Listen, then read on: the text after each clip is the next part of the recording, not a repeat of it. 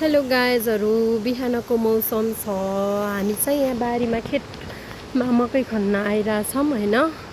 यो चाहिँ हाम्रो गाउँको सुन्दर झरना हो, बिजुलीबाट निस्केको पानी।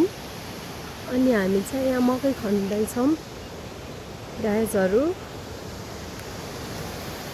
हेर्नुहोस् त कस्तो राम्रो हरियाली भएको छ कि। जेठ महिनामा पनि कति धेरै पानी परिरहन्छ नि त दिनहुँ, त्यही भएर यस्तो हरियाली भइरहेछ। कति रमाइलो छ गाउँघरमा होइन। मम चाहिँ मकै खन्दै हो कि भर्खर खाजा खाएर। हेर्नुहोस् गाइजहरू,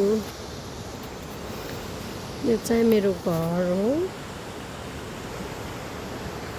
अनि अहिले भर्खर घाम लागिरहेछ।